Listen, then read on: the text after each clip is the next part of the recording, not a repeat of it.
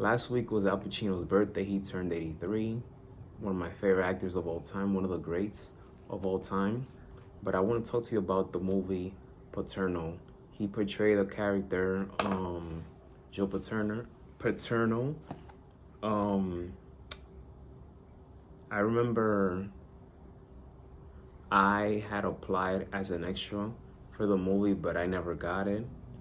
But I was ready by the time it came out on HBO.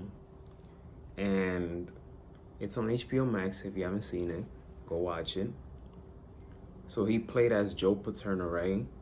And Joe Paterno, for those of you who don't know, he was very revered, loved, respected. He's the reason a lot of people went to Penn State because of him. A lot of people graduated from Penn State because of him. He donated a lot of money throughout the years to that university. We're talking about 61 years of legacy at Penn State. So this movie came out in 2018, and this movie is about the sexual abuse scandal that dominated the sports headlines in 2011. I was in college at the time, so I remember this very well. Everything was fine with Joe Paterno until his reputation was tarnished when supposedly he was keeping things quiet about Jerry Sandusky, a very despicable human being, and everything that he was doing to kids, molesting them, and he's just awful. And it's crazy how so many years he was getting away with it. So this movie was directed by Barry Levinson, and Sarah Ganem is a journalist who was responsible for breaking the story of the Sandusky scandal. She was played by actress Riley. I can't pronounce her last name, but the main characters of this movie is Joe Paterno and the journalist. So one of the victims, and I'm gonna fast forward here, but I find it interesting how the movie ends with the journalist getting a phone call from one of the victims telling her that Joe Paterno that the victim told Joe Paterno that Jerry Sandusky had abused him in 1976. So I found it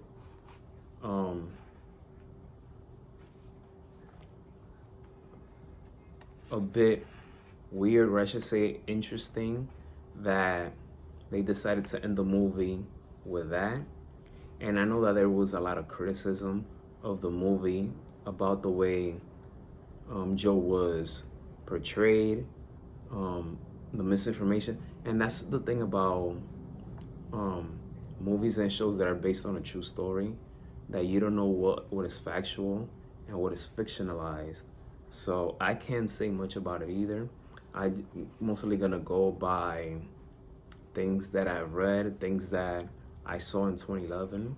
For example, when Joe Paterno got fired after 61 years that he dedicated his blood, sweat, and tears to that program.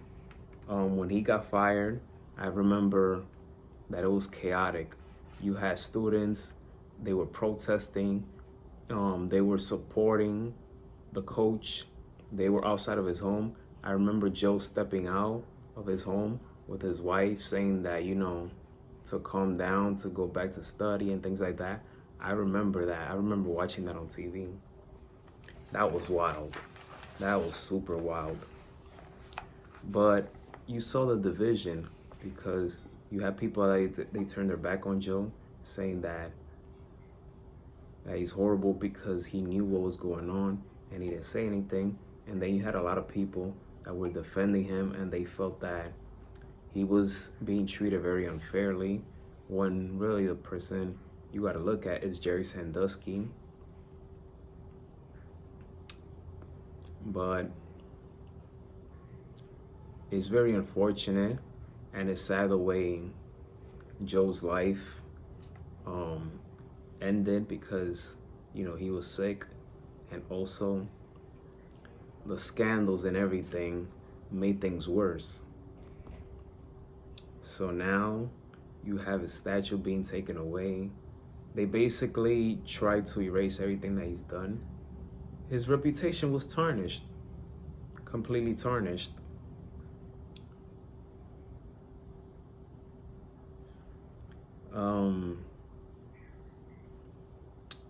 But Joe was someone, not only he was a coach, but he was an educator. He was everything. I could say that he was the lifeblood of Penn State. So the university was never the same after Joe Paterno.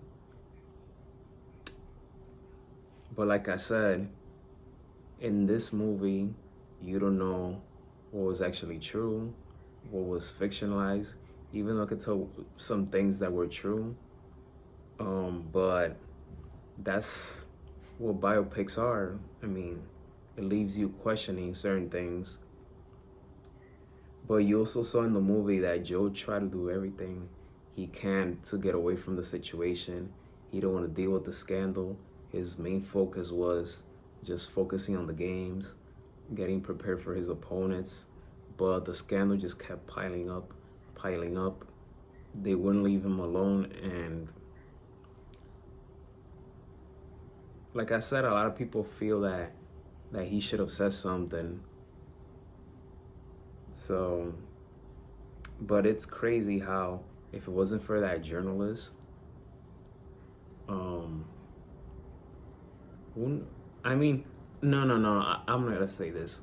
I'm gonna say that Jerry Sandusky at some point, he was gonna get caught, regardless whether the journalist would have reported or not. Probably would have taken a little bit longer, but his day was gonna come, and it did. So, but you had a lot of people that were behind this that knew something, but they didn't say anything.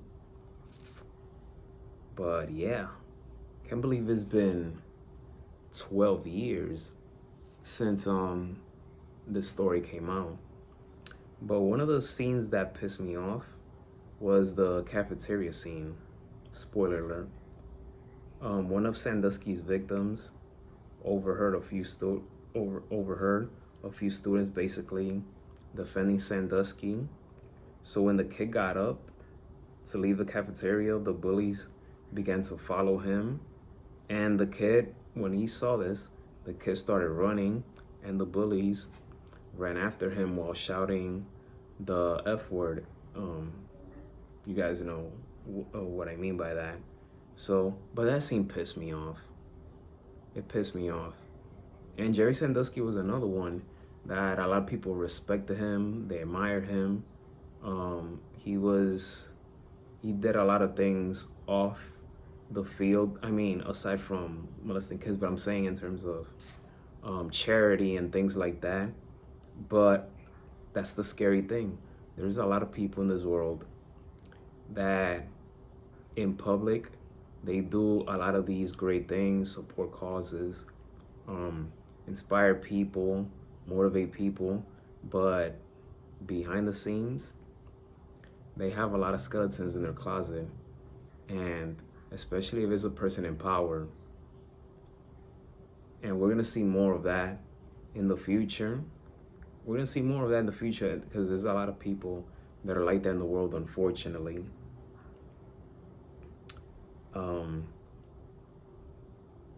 One of the things I like about the movie is that they show Joe Paterno getting an MRI as he's recalling and reminiscing all the details of the scandal and dealing with the press. You saw that at the beginning of the movie, which you knew was gonna be, it grabbed you from the beginning and all the way to the final scenes of the movie as well. So I like that because You were seeing what Joe was going through from a health standpoint. At the same time, you know, all of these other things that were happening in his life. So, but being told that he has to step down or that he was getting fired, that must have been a punch to the stomach, because he knows what he did for the university. But yeah, it's crazy. It's just crazy. If you notice, my reaction is like, because when I started watching sports, I remember how much of a big deal Joe was to Penn State and how much he was admired and loved.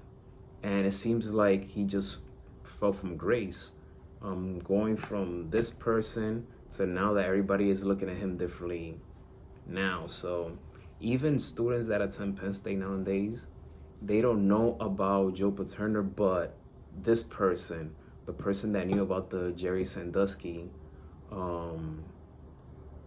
activities that he was doing off the field and things like that. So it's a very dicey, complicated situation. My review for this movie from 1 through 5, I'll give it a 4.3 out of 5. Anything that is Al Pacino, I'm watching it, so he had an outstanding performance in this movie. Like I said, it's on HBO Max. If you haven't seen it, I recommend you should do so. But yeah, that's what I have for you guys for this. Thank you for watching this video. Hit that thumbs up. Don't forget to hit that subscribe button. And as always, be safe. And may God bless you all.